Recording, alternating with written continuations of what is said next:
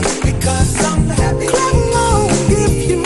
Okay, Trinidad and Tobago, welcome back to Breaking Dawn this Tuesday morning. At this time, we would like to welcome our guest in studio. He is no stranger to the Trinidad and Tobago energy sector. He has previously held positions in the South Trinidad Chamber of Industry and Commerce, now the Energy Chamber, and at BGTT, where he worked as the lead economist for one of the country's most valuable natural gas assets. He has also written on and researched the Trinidad and Tobago energy sector. It is with outstanding pleasure that we present the Honorable Kevin Ramnarine, Minister of Energy and Energy Affairs. Good morning, sir, and welcome to Synergy TV. Good morning. All right, thanks a lot, man.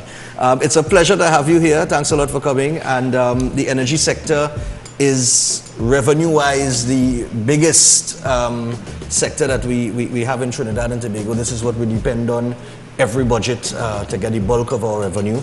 So we're going to talk a little bit about that, natural gas, and where that's at.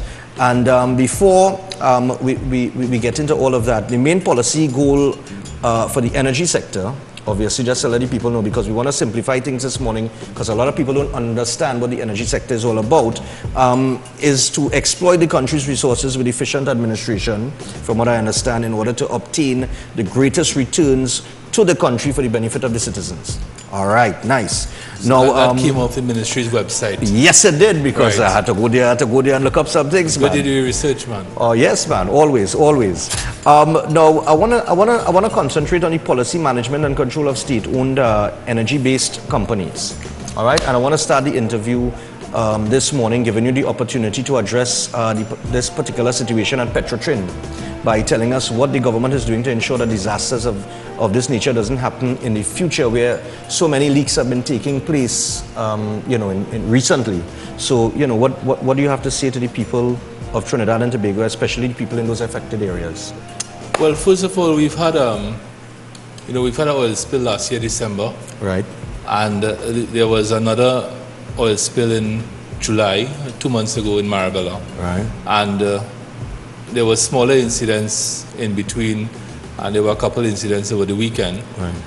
Let's start off with what happened over the weekend. Yeah. That was certainly, something which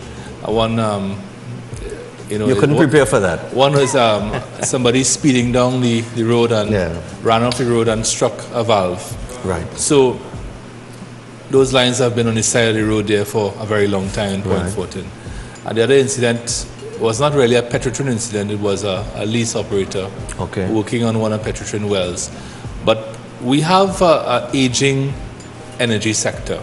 Yes. Your colleague who just was here used to work on some of those platforms. Mr. X. Yeah, yes. And for example, he worked on Kipok, and that may have started production in the early part of the last decade. So that's on one of the younger facilities. Right. But we have facilities going back, in some cases on land, back to almost 100 years.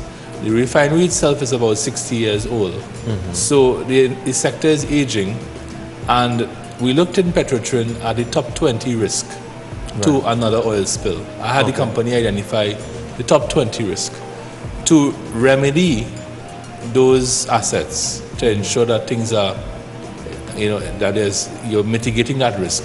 It's going to cost about 5 billion Trinidad and Tobago dollars. Wow. So that's a lot of money. It comes at a time when the company does not have that kind of money, when the company is actually, struggling because the refinery is not making money. The refinery is actually losing money. Okay. But the upstream side of the business is making money. So that's the context. Now, what we did at the ministry is that we have gone out for a consultant, and we'll be starting a national facilities audit. That doesn't mean that the ministry wasn't doing anything all the time. Right. We have been monitoring the sector. It's a vast energy sector. You're talking about 12,000 wells that Petrotrin has under its company, of which about 3,000 operate, 3,000 produce. So the vast majority would be idle wells. You're talking about hundreds of wells offshore Trinma, the vast majority, again, which are not operating. You're talking about thousands of miles of pipeline, and a refinery which is 60 years old. So aging infrastructure requires maintenance. Maintenance is something which there was not the adequate focus on in the last decade. A lot of the money in the company was being spent on the GTL project. Okay. A lot of the money was being spent badly in what we call the GOP project. So now we are refocusing the company on producing oil Right. in a safe and sustainable manner, and in correcting a lot of the wrongs that we have, a lot of the issues that require maintenance, and that is going to take time. You know, as I said, somebody told me in the UK recently, political cycles and energy cycles are not the same. All right. Energy cycles tend to run 15 to 20 years. Right. Political cycles are 5-year cycles. So the things we do today won't necessarily impact the country tomorrow. All right. Now you spoke there of maintenance. All right, maintenance, and of course, I'm sure with many of the assets at Petrotrin being 60 years old, some sort of upgrade has to be done. And you did mention that maintenance, unfortunately, wasn't the main focus of attention in recent years. Now, does the board on Petrotrin take responsibility for lack of foresight where the maintenance issue is concerned? Well, the board has been there 4 years now. Okay. So there were boards before that board. Now, you know, it's never a good thing to ascribe blame. You just have to correct the situation that you have, right? So if you focus all the energy you have on saying who is to blame, you will never get anything done. Right. So we look at moving forward. Right. And certainly, you know, there is a lot of, as I said, it's $5 billion worth of work. Wow. We have to find that money and begin to tackle problem number 1 to problem number 20 in that order. But it's difficult when you consider the scale of the company.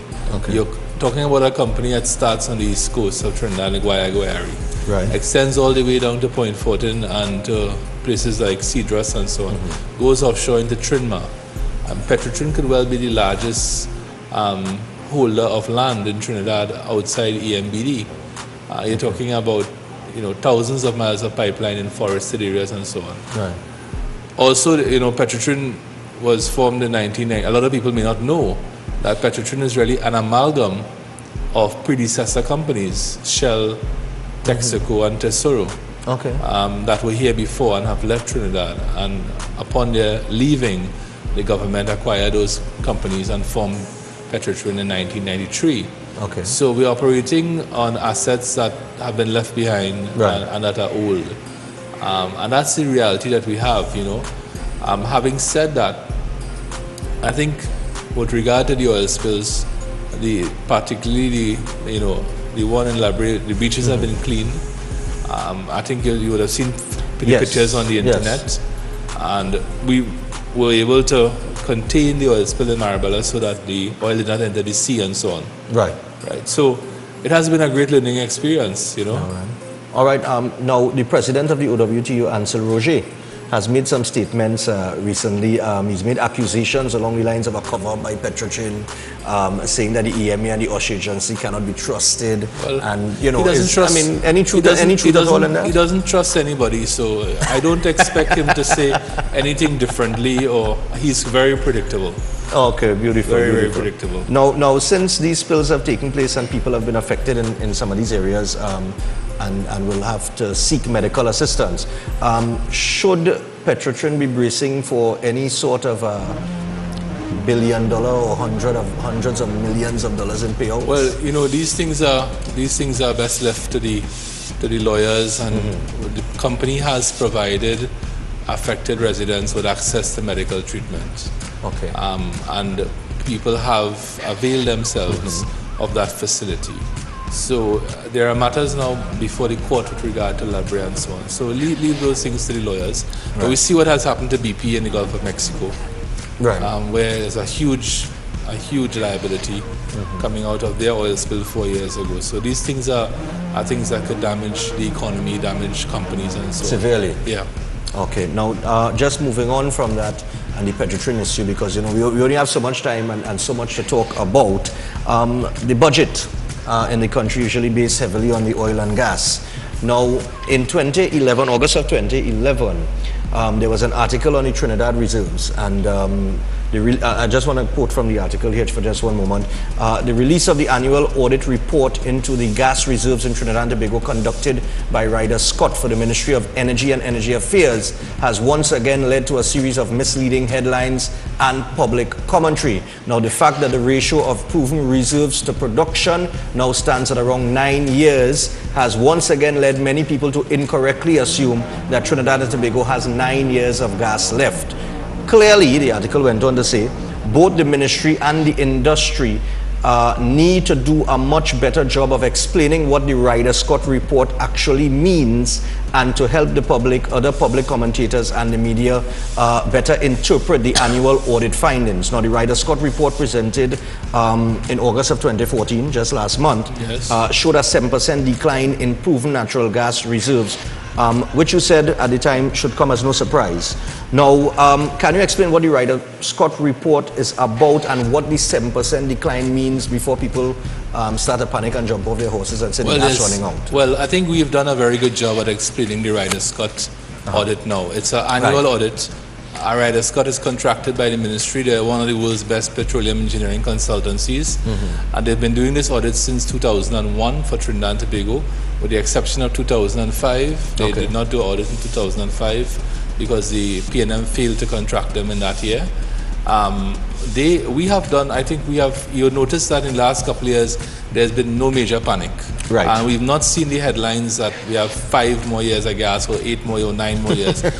Because you see, we've been explaining that there are 4 categories of reserves, not 1. Right. And proven reserves are but one of those 4.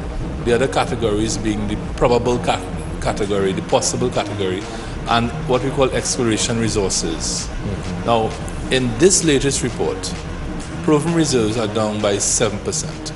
Proven reserves, and the analogy that I'm going to use for the public to understand reserves is fish.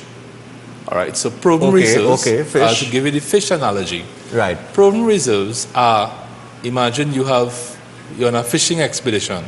You go to catch fish in Manzanilla. You know where the river meets the sea? Yes. Right, okay. You go to catch fish.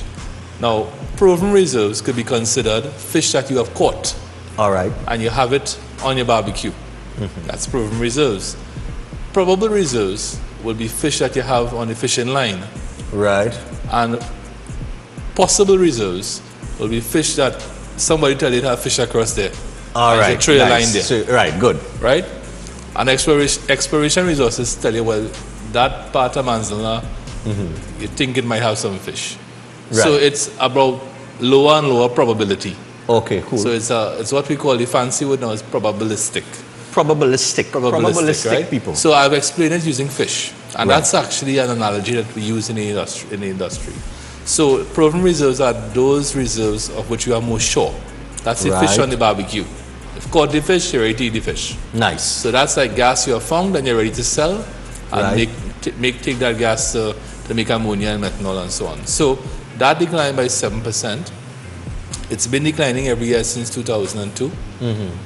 But the interesting news is that the exploration resources increased by 26%. Okay. And that is because blocks that we have licensed in 2011 and 2012 are now being considered by Ryder Scott. So it's simply it's nothing to panic about. It does tell us where we need to be headed. We need to be doing more exploration. We need to be drilling more developmental wells and so on. Okay. And we need to be attracting investment, which is something that didn't happen under the opposition with regard to exploration and production. And I'll elaborate more about that on the Senate when I speak on the budget. On the budget, okay. So we wanna just pause right there. We are coming up on 15 minutes to the hour of 7 o'clock this Tuesday morning. Sitting with us, the Honorable Kevin Ramnarine, the Minister of Energy and Energy Affairs. We're going to take a break and we will return with more of this interview after this. I hope you like it.